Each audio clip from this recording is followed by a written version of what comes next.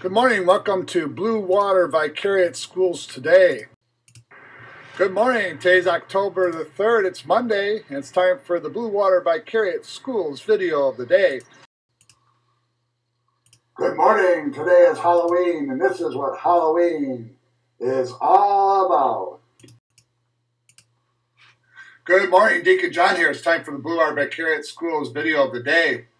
Today is National Bifocals at the Monitor Liberation Day.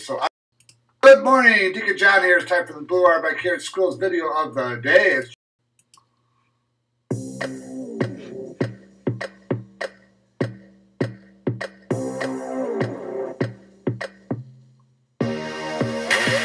Come on, everybody, count with me. Put your hands up and count to the beat. Come on, everybody, count with me.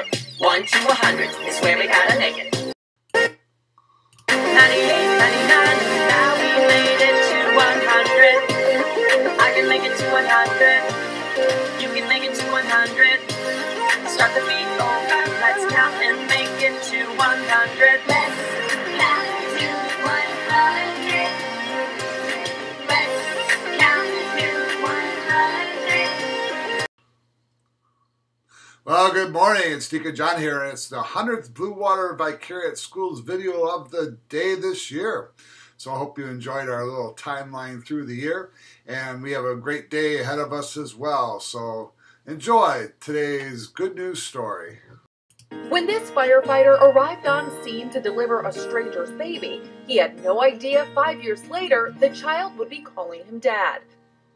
Mark and his wife had 2 sons, but he says each pregnancy was risky. My wife was basically told to wrap it up, that any further pregnancies could cause, complications for her and for, the potential baby.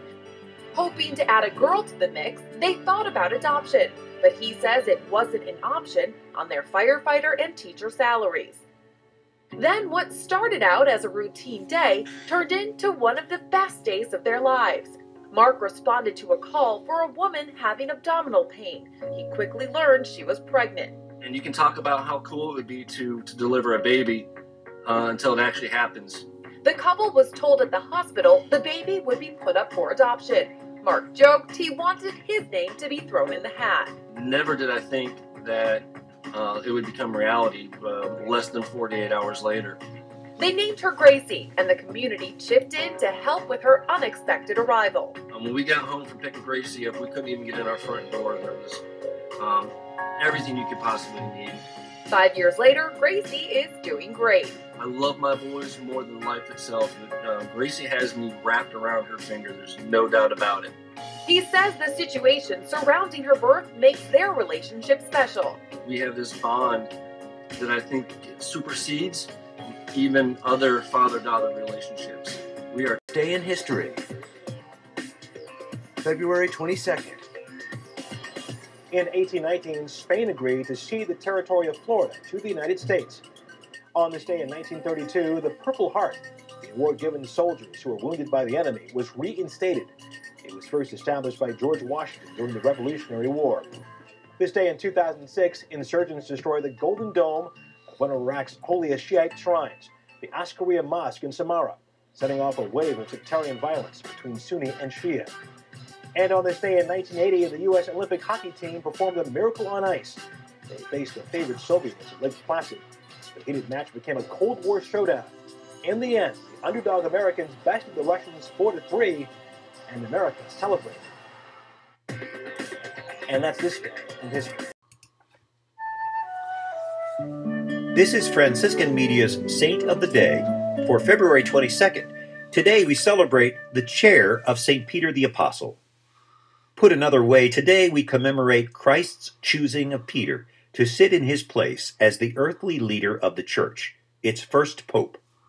Probably the best-known biblical text for today's feast is found in the 16th chapter of Matthew's Gospel, where Jesus describes Peter as the rock upon whom he will build his church, and promises him the keys to the kingdom of heaven.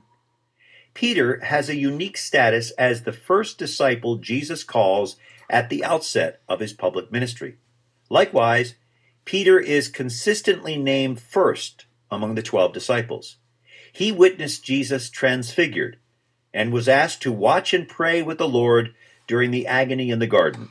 Rushing to the empty tomb after the resurrection, John steps aside to allow Peter to enter before him. From early times, the chair or cathedra, from which a bishop presided over his people, became a symbol of his teaching authority. It was so for Peter as first bishop of Rome, and it remains so for the more than 260 popes who have followed him. There's our verse of the day. I pray that according to the riches of his glory, he may grant that you may be strengthened in your inner being with the power through his Spirit, that Christ may dwell in your hearts through faith, as you are being rooted and grounded in love. As many are hoping for riches today in the Powerball, we know our true riches all come from the love of God. And our joke of the day, why are fish so smart? Because they're always in school. Everybody have a great day.